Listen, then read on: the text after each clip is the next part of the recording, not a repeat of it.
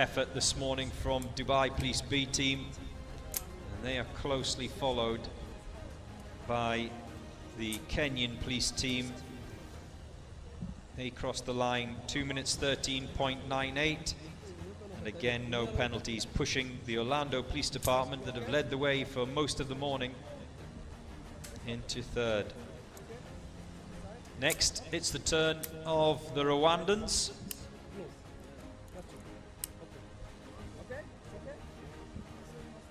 The Rwandan Police SWAT Team 1.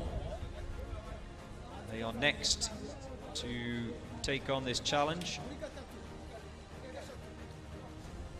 And I think one of the officials just making sure that only 5 team members get into that van. As you've probably seen whilst you've been watching this, both yesterday and today,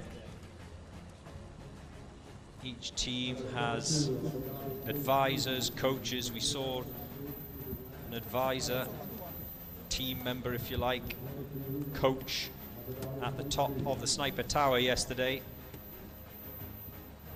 just assisting. Sometimes it can be translation, sometimes it can be just a little bit of advice, being shouted on from the sidelines. They are allowed to do that.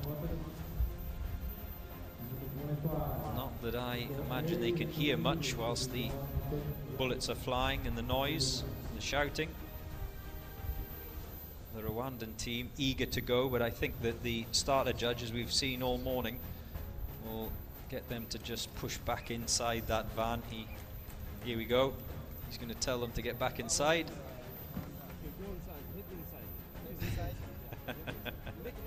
Everyone's trying to steal an inch, steal a second. The seconds are precious. There goes the starter's whistle. And the sniper first out of the van.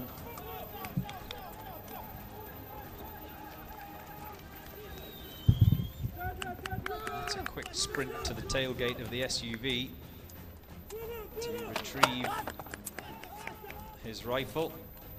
Magazine goes in.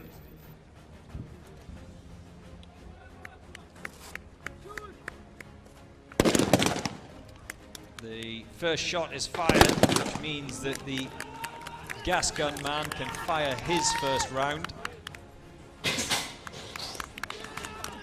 It's a very good door breach. So far so good for the Rwandan team.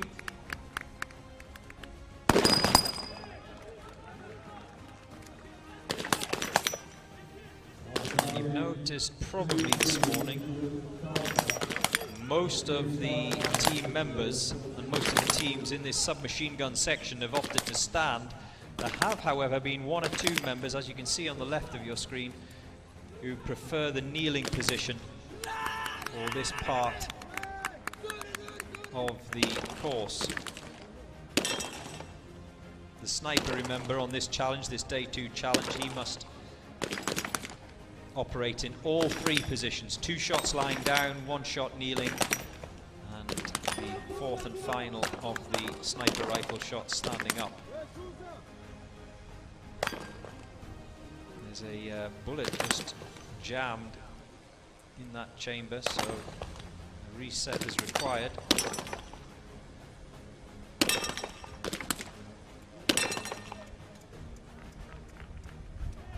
I think there's still a member of the Rwandan team on the submachine gun section of this range. In fact, there is. I can just see him on that far side. So, although the other 3 members are finishing up in the handgun zone,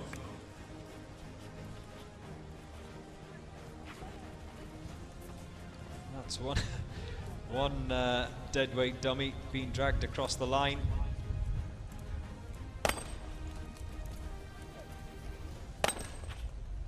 There's the other. We now have 4 team members of the Rwandan team across the line, and I think they're in for a long wait for the 5th. Thankfully, he got his target shots away pretty accurately, which probably bought him back some time, but clearly he had problems in the submachine gun section. Back through the breaching door,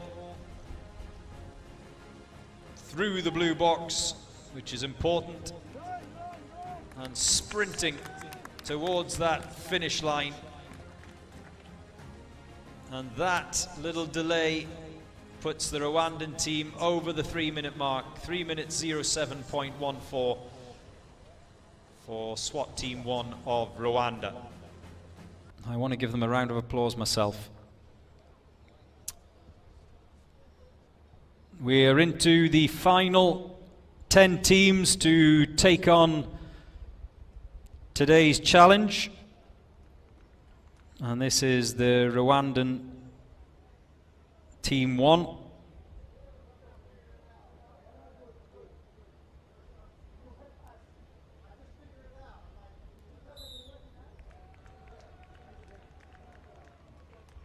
And they're off.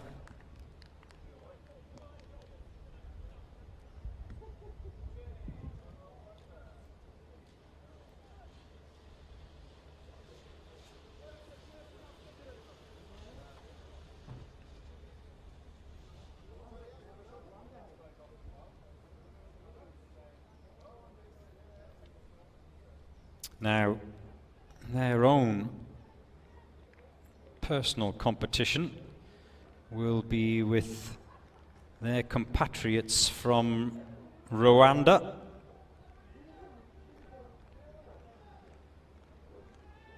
Two teams entered, of course, from the Rwandan SWAT teams.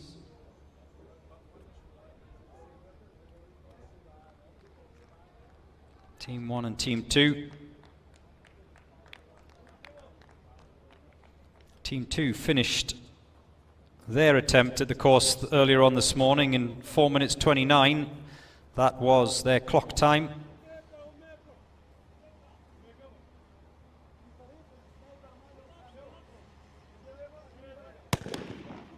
As the first shot goes.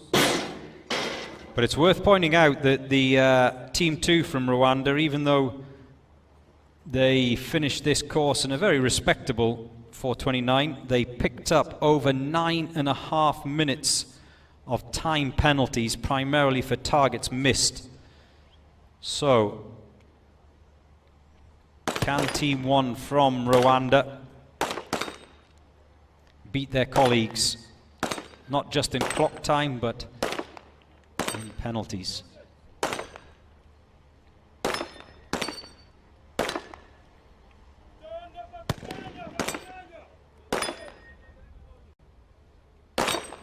Well, those white discs are dropping nicely. One team member is done. It seems to have been the most successful box to be in, is that box 4, the lying position, the prone position. Been more clearances in that box 4 than the other 3.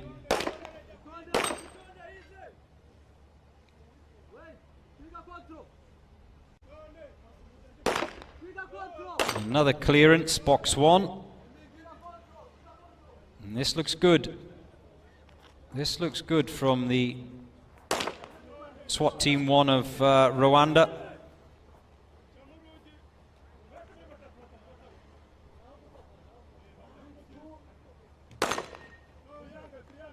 There's definitely going to be one time penalty to be added for that missed target. But so far, not bad at all from the Rwandan team.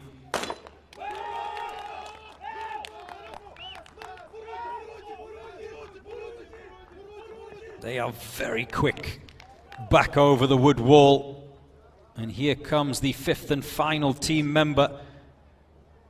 Just checks, was he losing his gun maybe? Just sliding possibly down his leg. Remember, that's classed as a serious safety violation if you drop your weapon or any piece of the equipment that all of these team members are carrying.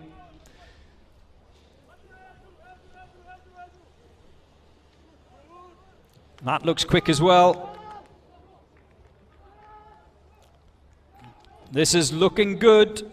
This is looking good for the Rwandan SWAT Team 1 as they cross the finish line just over the 4-minute mark.